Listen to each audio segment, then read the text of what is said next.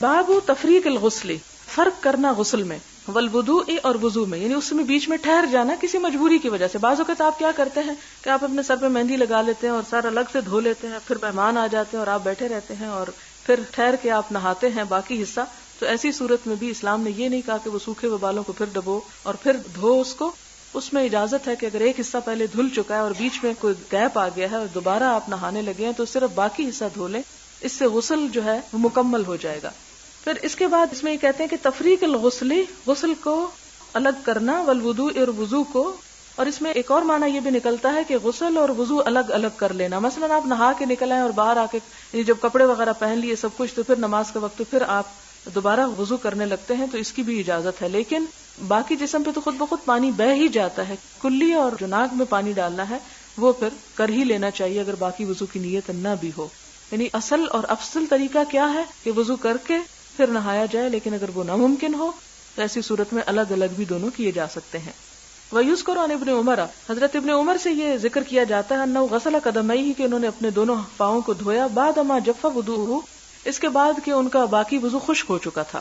اب یہاں پر حدیث کیا ہے؟ حدثنا محمد بن محبوب قال حدثنا عبد الواحد قال حدثنا الأعمش عن سالم ابن ابي الجعد عن كريب مولى ابن عباس عن ابن عباس قال قالت ميمونة وضعت لرسول الله صلى الله عليه وسلم ماء يغتسل به، کہ میں نے حضور صلی اللہ علیہ وسلم کے لیے پانی رکھا جب آپ غسل فرما رہے تھے. فافرغ على يديه فغسلهما مرتين وثلاثا ثم افرغ بيمينه على شماله فغسل مذاكيره ثم دلك يده في الارض ثم مدمد واستنشق ثم غسل وجهه ويديه وغسل رأسه ثلاثا ثم افرغ على جسده ثم تنحى من مقامه فغسل قدميه. حدیث وہی ہے جو پیچھے آ چکی. بتانا مقصود کیا ہے کہ آپ نے سارا وضو کر کے بیچ میں گیپ کے ساتھ پاؤں الگ دھوئے. یعنی یہ ساری روایات میں تقریباً آتا ہے کہ پاؤں کو اس کو موالات بولتے ہیں کہ ایک ہی سٹریچ میں سارا کچھ کر لینا چاہیے یا بیچ میں کوئی اور کام کر کے تو پھر بعد میں پاؤں بھی دھو سکتے ہیں. تو یہاں آپ صلی اللہ علیہ وسلم کے طرز عمل سے یہ بتایا جا رہا ہے کہ آخر میں بھی یعنی بیچ میں بریک لا کے بھی دھوئے جا سکتے ہیں. بابن اذا جامع ثم عاد، کہ جب کسی نے جماع کیا پھر دوبارہ کیا. ومن دار علی نسائی فی غسل واحد، اور جو پھر اپنی عورتوں پر ایک ہی غسل میں، یعنی ایک ہی دفعہ غسل اس کے لیے کافی ہے. اور یہاں پر آپ دیکھیں کہ جب حدیث آئے گی اور شاید پھر آپ کے ذہن میں کوئی ایسی شیطانی وسوسہ آ جائے، اس کو میں پہلے سے ہی رفع کر دوں کہ آپ صلی اللہ علیہ وسلم کا یہ معمول نہیں تھا، لیکن آپ نے جواز ثابت کرنے کے لیے ایسا کیا کہ اس چیز کا جواز ہے. اگر کوئی ایسا کرتا ہے تو اس کو اس چیز کی اجازت ہے. وہ کیا ہے؟ حدثنا محمد بن بشار قال حدثنا ابن ابي عدي ويحيى بن سعيد عن شعبة عن ابراهيم بن محمد بن المنتشر عن ابيه قال ذكرته لعائشة فقالت، کہ میں نے ذکر کیا حضرت عبداللہ بن عمر کے قول کا تو انہوں نے کہا یرحم اللہ ابا عبد الرحمن، اللہ رحم کرے ابو عبد الرحمن پر. یہ کون ہے؟ عبداللہ بن عمر ہیں. کنت اطیب رسول اللہ صلی اللہ علیہ وسلم، میں خوشبو لگاتی تھی حضور صلی اللہ علیہ وسلم کو. فیطوف علی نسائہ، تو آپ پھرتے تھے اپنی بیویوں پر. ثم یصبح، پھر صبح ہوتی محرمن، حالت احرام میں. یندخ طیبا، کہ آپ خوشبو جھاڑ رہے ہوتے تھے. مراد اس سے یہ ہے کہ اگر ایسی خوشبو لگا لی جائے کہ جس کے بعد نہانے کی ضرورت پیش آتی ہے تو نہا لے، اور نہانے کے بعد اگر پھر بھی خوشبو آ رہی ہے جسم سے، کیونکہ بعض عطر ہیں وہ اتنے تیز ہوتے ہیں کہ اگر صرف پانی سے نہایا جائے تو خوشبو جسم سے نہیں جاتی، تو کیا اس خوشبو کے ساتھ احرام پہنا جا سکتا ہے؟ تو اس کا یہاں پر اشارہ ہے کہ احرام پہنا جا سکتا ہے. یعنی آپ صلی اللہ علیہ وسلم اس حالت میں کہ آپ کے جسم سے وہ خوشبو آ رہی ہوتی تھی، آپ احرام پہن لیا کرتے تھے. اور دوسرا اس میں جو باب سے متعلق چیز ہے اس کا بھی ذکر کیا گیا. فیطوف علی نسائہ. حدثنا محمد بن بشار قال حدثنا معاذ بن هشام قال حدثني ابي عن قتادة قال حدثنا انس بن مالك قال كان النبي صلى الله عليه وسلم يدور على نسائه في الساعة الواحدة من الليل والنهار وهن 11، کہ نبی صلی اللہ علیہ وسلم جاتے تھے اپنی بیویوں کے پاس یعنی ایک رات میں اور وہ 11 تھی. قال قلت لانس، میں نے انس سے کہا اب کان یتیکو، کیا آپ میں اتنی ہمت تھی؟ قال كنا نتحدث، کہتے ہیں کہ ہم یہ کہتے تھے کہ انه اعطي قوة 30، کہ آپ صلی اللہ علیہ وسلم میں 30 تک کی قوت ہے، یعنی اللہ تعالیٰ نے ان کو عام انسانوں سے بڑھ کر ایکسٹرا پارز دی ہوئی تھی.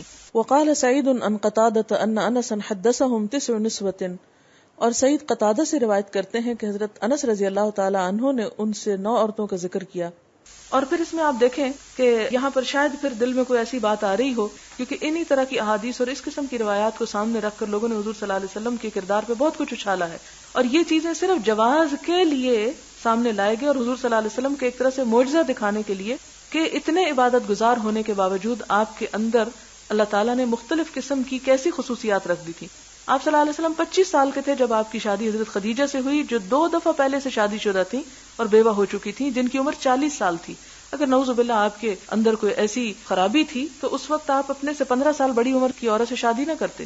پھر آپ دیکھیں کہ 25 سال اس سے تنہا زندگی بسر کی. 50 سال کی عمر تک حضرت خدیجہ جو تھی وہ زندہ رہیں آپ کے ساتھ جب آپ کی عمر 50 سال تک تھی. اور آپ صلی اللہ علیہ وسلم نے نہ تو یہ کہ کوئی شادی کی اس کے بارے میں کبھی سوچا بھی نہیں، اور پھر اس کے بعد یہ کہ ان کی وفات کے بعد حضرت سودا سے شادی کی جو پہلے سے بیوہ تھیں اور عمر رسیدہ بھی تھی، اور کافی عرصے تک ان کے ساتھ بھی تنہا ہی زندگی گزاری. پھر اس کے بعد جب مدینہ میں ہجرت ہوگی تو ہجرت کے بعد آپ نے آخری 2 سالوں میں زیادہ شادیاں کی، اور اس کے متعدد وجوہات ہیں. کچھ تو قرآن پاک میں آپ تفسیر میں پڑھ چکے ہوں گے، اور کچھ انشاءاللہ وہ موقع آئے گا تو اس میں ڈیٹیل کے ساتھ بتاؤں گی کہ ان کی اصل میں وجوہات کیا تھیں. اور آپ صلی اللہ علیہ وسلم کی یہ شادیاں جو تھیں وہ اختیاری اپنی مرضی کی نہیں تھی کہ جس سے دل چاہتا آپ شادی رچا لیتے تھے. حضرت زینب کے بارے میں تو اللہ تعالیٰ خود فرماتے زوجنا کہا، ہم نے آپ کا نکاح کیا ان سے تاکہ تبنیت کی جو رسم مربوں میں ہے وہ ختم ہو کے رہ جائے. اور پھر اس کے بعد آپ دیکھیں کہ آپ صلی اللہ علیہ وسلم کی آدھی راتیں عبادت میں گزرتی تھی.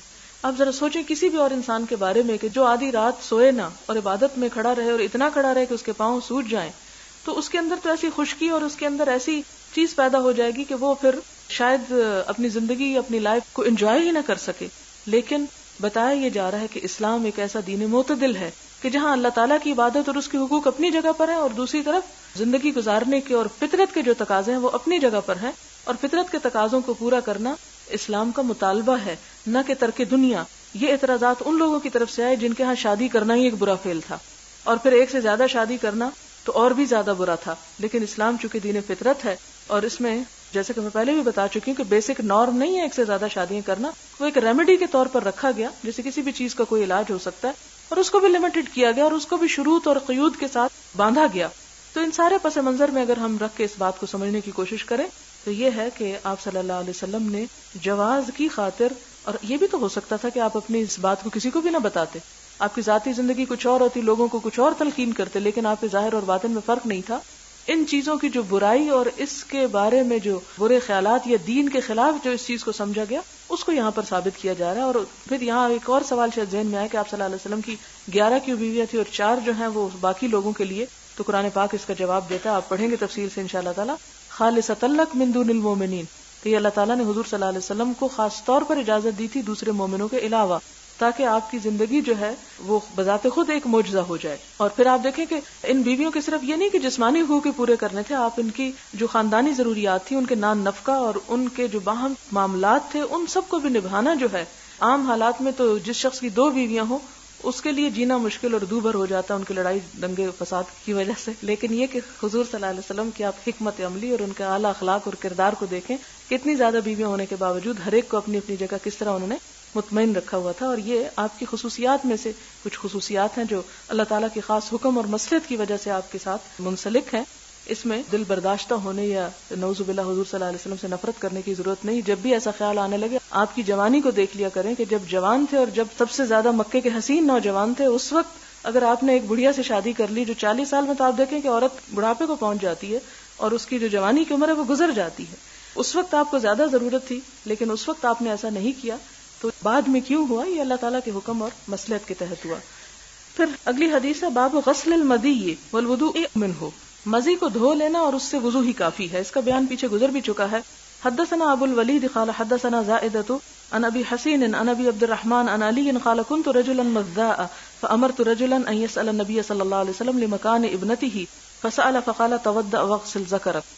باب من تطیب ثم اغتسل وبقي اثر الطیب، باب کہ جو خوشبو لگائے پھر غسل کرے اور خوشبو کا اثر باقی رہے. تو کیا خوشبو کے باقی رہنے سے وہ نہانے کا فعل جو ہے وہ پورا ہو جاتا ہے یا فرض ادا ہو جاتا ہے؟ حدثنا ابو النعمان قال حدثنا ابو عوانة عن ابراہیم ابن محمد ابن المنتشر عن ابيه قال سألت عائشة فذكرت لها قول ابن عمر ما احب ان اصبح محرما اندخ طیبا، کہ ابن عمر نے کہا تھا ایک مرتبہ کہ میں نہیں یہ پسند کرتا کہ میں جب احرام پہنوں تو میرے جسم سے خوشبو آ رہی ہو. تو اس کے جواب میں حضرت عائشہ کہتی ہیں فقالت عائشہ انا طیبت رسول اللہ صلی اللہ علیہ وسلم، میں خوشبو لگاتی تھی حضور صلی اللہ علیہ وسلم کو. ثم طاف فی نسائہ، پھر آپ اپنی بیویوں کے پاس جاتے. ثم اصبح محرما، اور خوشبو لگے ہوئے آپ احرام پہنتے. اس سے پتہ چلتا ہے کہ احرام سے پہلے جسم پہ خوشبو لگائی جا سکتی، احرام پہن کے لگانا منع ہے.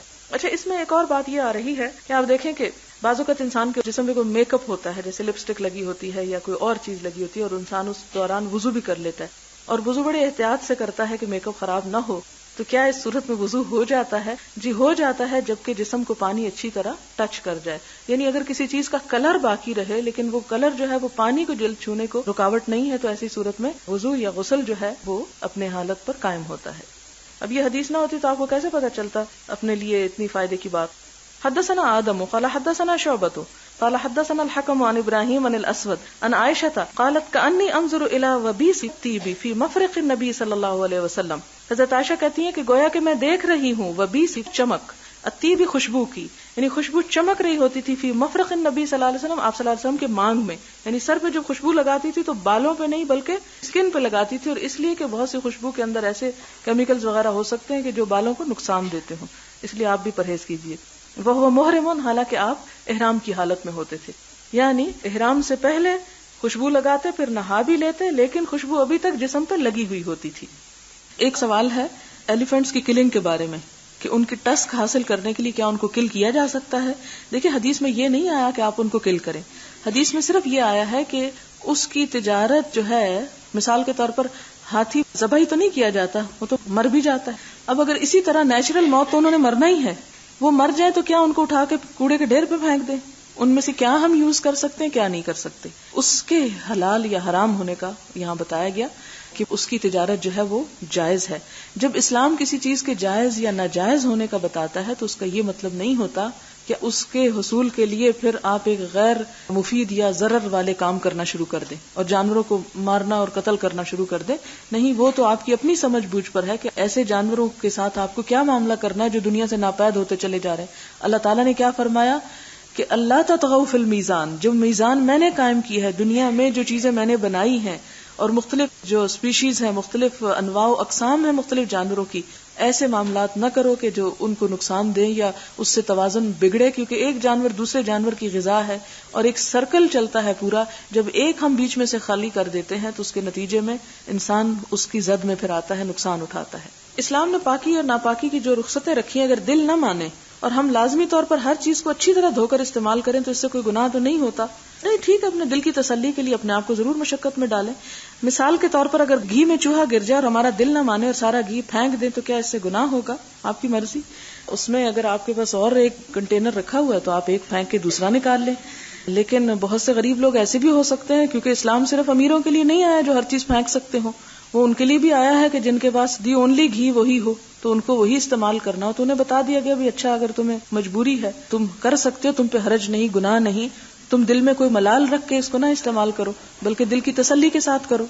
میں آپ سے یہ پوچھنا چاہتی ہوں کہ جیسا کہ کہا جاتا ہے کہ فرانس اور امریکہ کے پرفیوم، شیمپو وغیرہ میں حرام چیزیں ڈال دی جاتی ہیں اور خاص طور پر لپسٹک میں سور کی چربی ملائی جاتی ہے، تو کیا یہ چیزیں استعمال کی جا سکتی؟ اس بات کی کیا دلیل ہے کہ لپسٹک میں صرف سور ہی کی چربی ملائی جاتی ہے؟ لپسٹک میں ویکس استعمال کی جاتی ہے کیونکہ چربی پھیلنے والی ایک چیز ہوتی ہے. انسان کے جسم کے اندر بھی ایک ٹیمپریچر ہوتا ہے. آپ نے دیکھا ہوگا کہ نارمل انسان کے جسم میں بھی ایک خاص ٹیمپریچر کی مقدار ہوتی ہے. تو چربی ایسی چیز ہے کہ جو ایک جگہ جمی نہیں رہتی، اس لیے میری تحقیق کے مطابق چربی استعمال نہیں ہوتی بلکہ ویکس ہوتی ہے، اور ویکس جو ہے وہ حرام نہیں ہے. آپ نے کلاس میں بتایا کہ کیمیکل چینج ہو تو حرام چیز کا حکم بدل جاتا ہے. کچھ علماء پرفیوم کے بارے میں سختی سے منع کرتے ہیں کہ اس میں الکوہل شامل ہے، اس لیے اسے استعمال نہیں کرنا چاہیے. بات یہ ہے کہ الکوہل کی جو نجاست ہے وہ حکمی نجاست ہے. الکوہل یا شراب جو ہے وہ کس چیز سے بنتی ہے؟ کھانے کی چیزوں سے بنتی، گندم سے بنتی، انگور سے بنتی ہے، اس طرح کی مختلف چیزیں. وہ انگور یا پانی جو ہے اس کے اندر خاص اڑاند ہی کیوں نہ آ جاتی ہو، لیکن وہ نجس نہیں ہوتا، یعنی ناپاک نہیں ہوتا. جس طرح پیشاب وغیرہ ناپاک ہوتا ہے اس طرح وہ ناپاک شمار نہیں ہوتا. اور پھر اس میں آپ دیکھیں کہ اس کو ریفائن کر کر کے مختلف چینجز کے ساتھ اس میں خوشبو وغیرہ جب ملا دی جاتی ہے تو اس کا وہ حکم نہیں رہتا کہ جو کسی ایک ناپاک چیز کا ہوتا ہے. دوسری بات یہ ہے کہ پرفیومز وغیرہ جتنے بھی ہیں لگانے کے بعد صرف خوشبو باقی رہتی ہے، باقی جو بذات خود الکوہل ہے وہ اڑ جاتی ہے، تو اس لیے اس کے لگانے میں حرج نہیں ہے.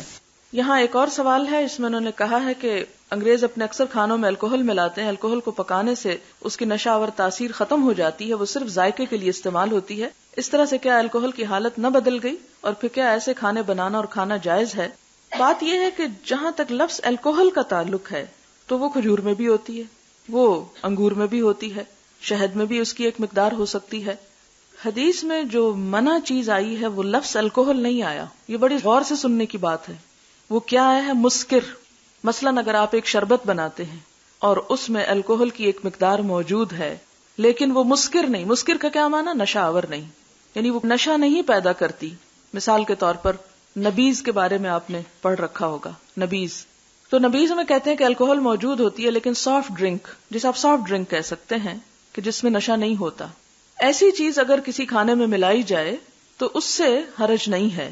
لیکن اگر کوئی ایسا ڈرنک جس میں نشہ موجود ہے، خواہ وہ اس کے چند قطرے ہی کیوں نہ ہو اور ان قطروں سے نشہ نہ بھی ہو تو بھی وہ قطرے حرام ہے، کیونکہ اس کی زیادہ کوانٹٹی جو ہے وہ انسان کے اوپر اثر ڈالتی ہے. ایک اور روایت میں آتا نا کہ ما اسکر کثیرہ فقلیلہ حرام، کہ جس چیز کی زیادتی نشہ پیدا کر دے اس کی تھوڑی مقدار بھی لینا وہ حرام ہے. یعنی اس میں الکوہل کا اتنا ریشو ہو کہ وہ نشے کی حد تک پہنچ جائے تو وہ ناجائز ہے. لیکن اگر نشہ نہیں دینے والا، یعنی اگر مثلاً آپ ایک کنٹینر بھی پی جائیں ایک ایسے ڈرنک کا کہ جس میں الکوہل موجود ہے لیکن کنٹینر پینے سے بھی آپ کو نشہ نہیں ہوتا، کہ سافٹ ڈرنک ہے وہ، تو کوئی حرج نہیں. لیکن اگر کسی ایک ڈرنک کا ایک بوتل پینے سے بھی نشہ ہو جاتا ہے تو اس کا ایک قطرہ بھی زبان پہ لینا حرام ہے. ٹھیک ہے، تو ایسا کوئی الکوہل ڈالا جائے کھانے میں یا کیک میں یا کسی بھی فوڈ میں کہ جس کی زیادہ مقدار نشہ آور ہو تو اس کا تھوڑا ڈالنا بھی منع ہے. لیکن اگر ایسی چیز ہو کہ جو زیادہ پی کر بھی اس میں نشہ نہیں آتا، اس کی حیثیت یا اس کا رنگ یا اس کی ٹیسٹ یا اس کی وہ تمام چیزیں مختلف ہیں، تو اس سے فرق نہیں پڑتا. یعنی ہر الکوہل لکر نہیں ہوتی لیکن ہر لکر میں الکوہل ہوتا ہے. ٹھیک ہے، اس کو سمجھنے کی ضرورت ہے. پھر اس کے بعد اگلا سوال ہے، حدیث میں عبداللہ بن مسعود نے اپنے آپ کو بے اختیار کہا کہ میں حضور پاک کی پیٹھ پر نجاست دیکھ رہا تھا لیکن کچھ کر نہیں سکتا تھا. اس کے بعد حضرت فاطمہ آئیں اور آپ کی پیٹھ پر سے اس کو اٹھا کر پھینک دیا. پوچھنا یہ تھا کہ حضرت عبداللہ بن مسعود بے بس اور حضرت فاطمہ با اختیار کس طرح تھیں؟ بڑا اچھا سوال ہے. اس کا مطلب ہے کہ بڑے غور سے سنتے ہیں آپ لوگ اور بڑے غور سے جا کے پڑھتے ہیں. ان دونوں میں فرق اس لیے تھا کہ حضرت عبداللہ بن مسعود کا قبیلہ مکہ میں آباد نہیں تھا، وہاں پر قبائلی نظام تھا. جس شخص کو قبیلے کی پروٹیکشن ہوتی لوگ اس پر ہاتھ نہیں اٹھاتے تھے، وہ بڑا مضبوط ہوتا تھا، خواہ اس کا علم فضل کچھ بھی نہ ہو، لیکن قبیلہ داری کی وجہ سے اس شخص میں قوت ہوتی تھی. اس لیے حضرت عبداللہ بن مسعود اپنے آپ کو بے بس پاتے ہیں اور کہتے ہیں کہ کاش میرے پاس زور ہوتا تو میں ضرور ایسا کرتا لیکن میں بے بس تھا. دوسری طرف حضرت فاطمہ جو تھیں وہ بنو ہاشم سے تھیں اور قریش قبیلے سے تعلق رکھتی تھیں. خواہ وہ خاتون تھیں لیکن زیادہ طاقتور تھیں بنسبت حضرت عبداللہ بن مسعود کے اپنی خاندانی وجاہت اور خاندانی طاقت کی وجہ سے. اس لیے کہ بنو ہاشم کی ایک نوجوان لڑکی پر ہاتھ اٹھانا یا اس کو روکنا کہیں مشکل تھا بنسبت اس کے کہ عبداللہ بن مسعود پہ ہاتھ اٹھایا جاتا. سوال ہے کہ بیماری کی وجہ سے اگر کوئی شخص سویٹر نہ اتار سکے یا چڑھا سکے تو کیا اس صورت میں بازو کا مسح کرنا جائز ہے؟ کندھے کی 2 ہڈیاں بڑھنے کی وجہ سے بازو نہیں ہل سکتا. جی، ایسا شخص معذور کی کیٹیگری میں آتا ہے اور اس کے لیے اس بات کی اجازت ہے، لیکن فیشن کی وجہ سے تنگ بازو پہن کر نہ اتارنا یہ معذوری نہیں ہے. وضو کے احکامات پڑھنے سے ہمیں معلوم ہوا کہ بعض دفعہ ہم نے سمجھا کہ ہمارا وضو ہے اور ہم نے نماز پڑھ لی جبکہ وضو نہیں تھا. اب نمازوں کا کیا کرنا چاہیے؟ اب یہ ہے کہ اگر تو یاد ہے، کچھ اندازہ ہے تو جتنا ممکن ہو ان کو دوبارہ پڑھ لیں، اور اگر یاد نہ ہو اور بہت ہی زیادہ کا اندازہ ہو تو ایسی صورت میں استغفار کافی ہے. لیکن یہ ہے کہ نوافل وغیرہ پڑھتی رہیں تاکہ پچھلی نمازوں میں کوئی کمی بیشی جو ہے اس کا کفارہ ہو جائے. کیا ٹوائلٹ میں وضو کرتے وقت وضو کی دعا دل میں پڑھیں گے یا اس کے لیے بھی نماز کی طرح ہونٹوں کی حرکت ضروری ہے؟ بلند آواز سے تو کبھی نہیں پڑھی جاتی، زیر لب ہی پڑھی جاتی ہے، تو پڑھ سکتے ہیں جبکہ وہ پہلے بات واضح ہو چکی کہ سیٹ جو ہے وہ ڈھکی ہوئی ہو یا کوئی نجاست وغیرہ بظاہر نہ ہو اور اس کی حالت ایک عام کمرے کی سی ہو جائے. اگر لپسٹک لگی ہو تو اس کے سمیت وضو کیا جا سکتا ہے؟ جی ہاں، کیا جا سکتا ہے اگر اس قسم کی لپسٹک ہے کہ جس سے ہونٹ پانی کو محسوس کر سکیں، کیونکہ بعض چیزیں ایسی بھی ہوتی ہیں پینٹنگ کی قسم کی کہ جس سے جسم کو پانی نہیں چھوتا، اور کچھ چیزیں ایسی ہوتی ہیں کہ جن سے پانی آرام سے گزر جاتا ہے. اصل چیز ہے پانی پہنچانا. ہم نے کتاب الوضو میں جتنی حدیثیں وضو کے طریقے کے مطابق پڑھی ہیں ان سب سے یہ پتہ چلتا ہے کہ حضور نے ایک ہی چلو سے ناک اور منہ دونوں میں پانی ڈالا. ہم کو ہر معاملے میں حضور کی پیروی کرنا چاہیے. تو کیا ہمارے وضو صحیح نہیں ہے؟ اس میں دونوں طریقے ملتے ہیں. یہاں یہ ملتا ہے ایک اور جگہ پر, یعنی ساری احادیث جو ہیں وہ بخاری میں نہیں آ گئی, کچھ احادیث جو ہیں وہ اور کتابوں میں بھی ہیں اور وہ بھی صحت کے درجے پہ پہنچی ہوئی ہیں. تو وہاں ہمیں یہ طریقہ بھی ملتا ہے کہ آپ صلی اللہ علیہ وسلم نے پہلے الگ کلی کی, پھر الگ ناک میں پانی ڈالا, یعنی آپ نے دونوں طریقوں سے ایسا کیا. اس لیے دونوں کی رخصت ہے, اجازت ہے, وسعت ہے اس میں. پھر اسی طرح سوال ہے کہ کیا لمبے ناخن میں جو نجاست ہوتی ہے اس سے وضو ہو جاتا ہے؟ لمبے ناخن جتنے بھی صاف رکھیں, نجاست تو ان کے اندر ہوتی ہی ہے. تو اس میں آپ دیکھیں کہ آپ صلی اللہ علیہ وسلم نے فرمایا کہ 10 چیزیں انبیاء کی سنت ہیں, اور اس میں تقلیم الاظافر یعنی ناخنوں کا کاٹنا ہے. اور یہی چیز انسان کو انسان اور جانور کے درمیان ممتاز کرتی ہے, یعنی بہت بڑی پہچان ہے انسانوں اور جانوروں کے ناخن میں. لہٰذا انسان بننے کی کوشش کریں. اور اس میں نجاست تو ایک پھر دوسرا پہلو آ جاتا ہے. نجاست تو ہمیں تکلیف دیتی ہے نا, لیکن جو اصل چیز ہے وہ ہے سنت کا اتباع, اور اللہ تعالیٰ نے انسان کو انسان بنا کر بہت عزت عطا کی ہے. اسی طرح ایک سوال نیل پالش کے بارے میں ہے کہ اس سے وضو ہو جاتا ہے. تو وضو میں آپ نے یہ دیکھا ہوگا کہ پانی پہنچانا جو فرض حصے ہیں جیسے ناخن وغیرہ ہیں, تو ان کے اوپر کوٹنگ نہیں ہونی چاہیے کہ پانی اندر سطح کو نہ پہنچے. نماز کے دوران بھی اگر لکوریا ہوتا رہے تو ایسی صورت میں کیا کیا جائے؟ نماز پڑھتے چلے جائیں, اس سے وضو نہیں ٹوٹتا, لیکن اگلی نماز سے پہلے دوبارہ آپ کو وضو کرنا ہوگا. کیا ایسی صورت میں پہلے والا وضو باقی ہو اور ڈسچارج بھی ہوتا رہے تو پہلے وضو سے نماز کنٹینیو کی جا سکتی ہے؟ وہ ایک نماز تو کنٹینیو کی جا سکتی ہے, لیکن جب آپ ایک نماز پڑھ چکے, مثلا ظہر پڑھ چکے, اور پھر آپ کو لکوریا آ رہا ہے اور اب عصر کا وقت آ گیا, لیکن ویسے آپ کا وضو باقی ہے, تو آپ کو لکوریا آنے کی وجہ سے وضو دوبارہ کرنا ہوگا اگلی نماز کے لیے. کیوں؟ اس لیے کہ آپ نے پیچھے یہ پڑھا کہ سبیلین یعنی دونوں راستوں میں سے کچھ بھی نکلے, خواہ وہ خالی نارمل پانی ہی ہو جو نکل کر آپ کے لباس تک آ جائے, یعنی کچھ ویٹنس تو ایسی ہے کہ جو جسم کا حصہ ہے اس سے وضو نہیں ٹوٹتا, لیکن وہ ویٹنس جو کثرت سے ہو اور جسم سے کپڑوں تک پہنچ جائے, اس سے پھر کپڑے کو بھی صاف کرنا ضروری ہے اور دوبارہ وضو کرنا بھی ضروری ہے. لکوریا کوئی بیماری ایسا سچ نہیں ہوتی, وہ جسم سے جس طرح ناک سے یا لعاب دہن کچھ لوگوں کا زیادہ ہوتا ہے, اسی طرح کچھ لوگوں کو ایسا ڈسچارج ہوتا رہتا ہے جس کی رنگت یا حالت بھی مختلف ہو سکتی ہے. تو اس صورت میں باقی جگہوں سے جیسے لعاب دہن نکلتا ہے, یا آپ ناک صاف کرتے ہیں, زکام ہے آپ کو اور آپ وضو میں ہیں لیکن ناک صاف کیے جا رہے ہیں, یا بچے کو دودھ پلاتے ہیں, کیونکہ بعض اوقات لوگ یہ بھی سوال کر لیتے ہیں کہ دودھ پلانے سے تو نہیں وضو ٹوٹتا. تو جسم کے اوپر والے حصے سے جو بھی رطوبات نکلتی ہیں اس سے وضو نہیں ٹوٹتا, لیکن سبیلین سے کچھ بھی نکلے تو اس سے وضو ٹوٹ جاتا ہے.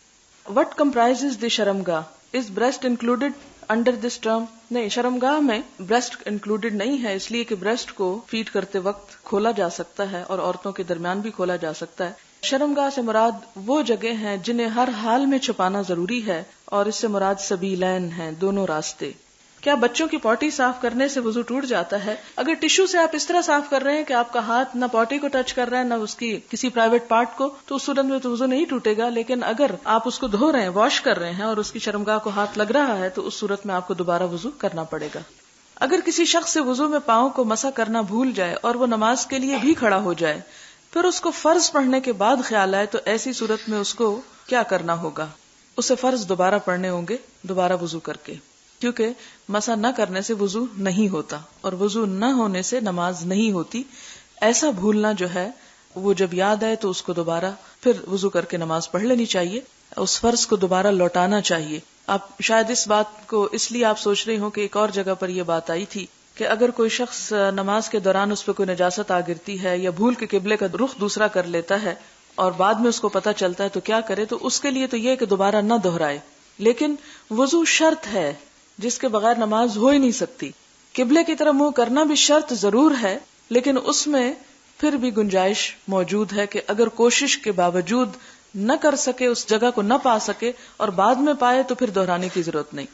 ہمیں بچپن سے کہا جاتا تھا کہ وضو کرتے ہوئے عورت کا سر ننگا نہیں ہونا چاہیے, دوپٹہ لے کر وضو کرنا چاہیے, نیز وضو کرتے ہوئے کسی سے بات نہیں کرنی چاہیے. میرے خیال ہے اب اس مسئلے کی وضاحت ہو جانی چاہیے کہ آپ نے غسل جنابت میں بار بار پڑھا کہ اسی حالت میں جبکہ سر پہ دوپٹہ تو چھوڑ جسم پہ کپڑا بھی نہیں تھا, وضو کیا گیا اور وضو ہو گیا, اور اسی وضو سے بعد میں نماز وغیرہ پڑھی جا سکتی ہے. اس لیے اگر آپ یہاں پر بیٹھیں تو اپنے ذہن کو ذرا خالی کر کے بیٹھا کریں, اور اس کا مطلب یہ ہے کہ یہ دیکھا کریں کہ جو کچھ ہم نے آج تک سیکھا وہ علم کا سورس کیا تھا. اگر وہ صرف معاشرہ ہی تھا یا ہماری ماں ہی تھی جس نے یہ باتیں ہمیں بتائیں, تو وہ علم جو ماں پر بیس کرتا ہو اس شخص کو تو علم والا ہی نہیں کہتے, اسے تو امی کہا جاتا ہے. کہ اس نے ابھی کچھ نہیں سیکھا. اور یہ بات تھی کہ محدثین میں سے وہ محدث جو صرف اپنے شہر میں علم حاصل کرے اور علم کے لیے سفر اختیار نہ کرے، اس کی احادیث کو بھی کوئی توجہ نہیں دی جاتی تھی، اس کو عالم نہیں سمجھا جاتا تھا. اور یہی وجہ کہ ہزاروں میل کا سفر مسلمانوں نے علم کی خاطر طے کیا تاکہ پوری طرح تحقیق سے کام لیں. تو ہمارے ہاں چونکہ زوال ایسا آیا اور ایسی رو بہی کہ ہم ان ساری چیزوں سے غافل ہو گئے، اور جو سنی سنائی باتیں تھی وہی ہمارے ذہنوں میں جم گئیں. جب بھی کوئی حدیث پڑھیں تو اس وقت یہ سوچا کریں کہ یہ اگر اس سے مختلف آ رہی ہے تو اس میں دلیل کیا ہے. برائے مہربانی بتا دیں کہ غسل سے پہلے جو وضو کا کہا گیا ہے تو کیا پورا وضو کرنا ضروری ہے یا صرف ہاتھ دھونا، کلی کرنا اور ناک میں پانی ڈالنا ہے؟ پاؤں کے علاوہ سارا وضو ہی کیا گیا ہے اور حدیثیں وہ دوبارہ پڑھ لیں. اسی لیے میں کہتی ہوں کہ ذرا جا کے اس کو ریپیٹ کر لیا کریں تو بات آپ کو وہاں بھی سمجھ آ سکتی ہے. ایک اور سوال ہے، کہتی ہیں کہ آپ صلی اللہ علیہ وسلم کا فرمایا سر آنکھوں پر کہ آپ نے اپنے صحابی کی تصحیح کی کسی حدیث کا حوالہ دے کر لکھتی ہیں اس معاملے میں کہ رسول نہیں نبی کہو، کیونکہ آپ نے یہی الفاظ سکھائے. لیکن کیا آپ اس بات پر روشنی ڈالنا پسند کریں گی کہ نبی اور رسول میں کیا فرق ہے؟ نبی جو ہے ایک عام لفظ ہے جس کو بھی نبوت عطا ہوئی، لیکن رسول ایک خاص ہے. وہ کیسے؟ کہ رسول جو ہے صاحب کتاب ہوتا ہے یا صاحب شریعت ہوتا ہے یا صاحب امت ہوتا ہے، یعنی ان تینوں میں سے ایک چیز ہو سکتا ہے. جبکہ نبی صاحب کتاب ہو بھی سکتا اور نہیں بھی ہو سکتا، صاحب شریعت ہو بھی سکتا اور نہیں بھی ہو سکتا. تو اس لیے ان کی حیثیت میں فرق ہے، دونوں کے مقام میں فرق ہوتا ہے. آپ نے دیکھا ہوگا کہ بعض اوقات قرآن پاک میں نبیًا رسولہ کا لفظ آتا ہے، وہ تاکید کے لیے آتا ہے. اس کا مطلب کیا ہے دوسرے لفظوں میں؟ کہ نبی رسول نہیں ہو سکتا لیکن رسول نبی بھی ہوتا ہے. کیا غسل میں کیا گیا وضو نماز کے لیے کافی ہے یا دوبارہ غسل کے بعد وضو کیا جائے گا؟ وہ کافی ہے. صرف ایک بات کا خیال رکھیں کہ اگر وضو کرنے کے بعد، یعنی سب سے پہلے تو استنجا کیا جاتا ہے پھر وضو کیا جاتا ہے، اگر وضو کرنے کے بعد آپ صابن سے مل کے دھو رہے ہیں اور آپ اپنے پرائیویٹ پارٹ کو پھر ہاتھ لگا لیتے ہیں تو پھر وضو نہیں رہے گا، اس صورت میں آپ کو دوبارہ کرنا ہوگا آخر میں. لیکن اگر آپ صرف پانی بہا رہے ہیں تو اس شکل میں آپ کا وضو باقی رہے گا. حدیث میں ہم نے پڑھا کہ حضرت عائشہ کے رضائی بھانجے آئے اور غسل جنابت کے بارے میں پوچھا تو حضرت عائشہ نے پردے کی آڑ میں انہیں ایک سا کے اندازے کے مطابق پانی سے غسل کر کے دکھایا. اسی حدیث کے متعلق نیچے حاشیے میں لکھا ہوا کہ ان لوگوں سے حضرت عائشہ کا سر اور اوپر کا بدن دیکھا جو محرم کو دیکھنا جائز ہے. سر کے دیکھنے کی تو سمجھ آتی ہے لیکن اوپر کا بدن دیکھا اس سے کیا مراد ہے؟ اس میں کہ اوپر کے بدن سے مراد چہرہ ہے، یعنی گردن سے اوپر، یعنی بدن کے دو حصے ہیں نا، ایک اوپر والا جو گردن سے اوپر ہے اور ایک گردن سے نیچے. اس کا یہ مطلب نہیں اوپر سے کہ ان کا بریسٹ وغیرہ بھی دیکھا. بہت واضح لفظ اس لیے استعمال کرنے پڑ رہے ہیں تاکہ آپ کو بات سمجھ میں آ جائے. تو اس سے پتہ یہ چلتا ہے کہ محرم کے سامنے اگر کچھ گردن کا حصہ اور چہرہ ننگا ہے یا سر کے بال کھل گئے ہیں تو اس میں حرج نہیں ہے. کیا شوہر اور بیوی میں کوئی ستر نہیں قرآن پاک میں آتا ہے؟ اس کا جواب میں اس لیے قرآن پاک سے لائی ہوں کہ مسئلہ اچھی طرح واضح ہو جائے. اللہ تعالیٰ فرماتے ہیں ہن لباس لکم وانتم لباس لہن، وہ تمہارا لباس ہے اور تم ان کا لباس ہو، وہ خود ہی ایک دوسرے کا لباس ہے. غسل کے لیے لازم ہے کہ ابتدا میں وضو کیا جائے. اگر وضو کر لیا اور غسل ختم ہونے سے پہلے وضو ٹوٹ جائے تو کیا پورے غسل کے دوران وضو ہونا ضروری ہے؟ جی، یہ وضو جو ہم کرتے ہیں وہ غسل کے دوران باوضو ہونے کے لیے نہیں کرتے. وہ تو یہ ہے کہ جب فرض نہانا ہو، جنابت سے نہانا ہو تو وضو کرنا ضروری ہے. وضو کے بغیر وہ غسل مکمل نہیں ہوگا، یہ مراد ہے اس میں. غسل جنابت کے بارے میں دریافت کرنا تھا کہ سر پر 3 دفعہ پانی ڈالنا ہے تو کیا باقی جسم پر بھی 3 دفعہ ڈالنا ہے یا 1 دفعہ؟ اگر آپ کے پاس 3 دفعہ کا پانی ہے تو 3 دفعہ ڈالیں، ورنہ اگر کسی کے پاس اتنا ہے کہ 1 ہی دفعہ بھیگا ہے جسم تو بھی کافی ہو جائے گا. شرط نہیں ہے، یہ ایک مستحب کام ہے. صرف پانی بہانا کافی ہے یا صابن شیمپو سے نہانا ضروری ہے؟ صرف پانی بہانا کافی ہے، لیکن اگر آپ صابن لگانا چاہیں تو ممانعت نہیں ہے. اگر غسل سے پہلے ہم نے وضو کیا اور دوران غسل وضو نہ رہے تو کیا اس صورت میں دوبارہ وضو کرنا پڑے گا؟ اگر آپ نے نماز کا ارادہ کیا ہوا ہے تو آپ کو دوبارہ پھر آخر میں وضو کرنا ہوگا. لیکن اگر آپ نے نماز نہیں پڑھنی اور صرف غسل کر کے باہر آ جانا ہے تو وہ جو غسل کی خاطر وضو کیا جاتا ہے وہ وضو ہو چکا، خواہ وہ اس کے بعد باقی نہ بھی رہے. بعض عورتوں کو لیکوریا کی پرابلم ہوتی، ایسی صورت میں کیا غسل ہوگا یا ہر نماز کے ساتھ وضو کریں گے؟ صرف وضو کریں گے، غسل نہیں ہوگا، یعنی ہر نماز پڑھنے سے پہلے نیا وضو کر لیں گے. حدیث 266 میں حضور نے خوشبو لگا کر احرام باندھا. یہ بات سمجھ میں نہیں آئی کہ اس سے آج کل کا میک اپ کیسے جائز ہے جبکہ خوشبو آج کل بھی لگائی جاتی. تھوڑی سی وضاحت کر دیں. میں نے یہ تو نہیں کہا کہ میک اپ کر کے آپ احرام باندھیں، میرا مطلب یہ تھا کہ آپ صلی اللہ علیہ وسلم نے نہا کر خوشبو لگائی اور احرام کی اگر نیت ابھی نہیں ہوئی تو جس حال میں تھے آپ نے اسی طرح احرام پہن لیا. یعنی اگر پہلے سے خوشبو لگی ہوئی ہو تو احرام پہنا جا سکتا ہے، پہن کے آپ میک اپ نہیں کر سکتے. اور ویسے بھی آپ دیکھیں کہ احرام کی حالت میں میک اپ کا تو کوئی سوال ہی پیدا نہیں ہوتا. اللہ کے گھر میں جا رہے ہیں، ایک عاجزی کے ساتھ جانا چاہیے، کسی پارٹی یا شادی میں تو نہیں جا رہے. وآخر دعوانا ان الحمد للہ رب العالمین. سبحانک اللہم وبحمدک نشہد ان لا الہ الا انت نستغفرک ونتوب الیک. والسلام علیکم ورحمۃ اللہ وبرکاتہ.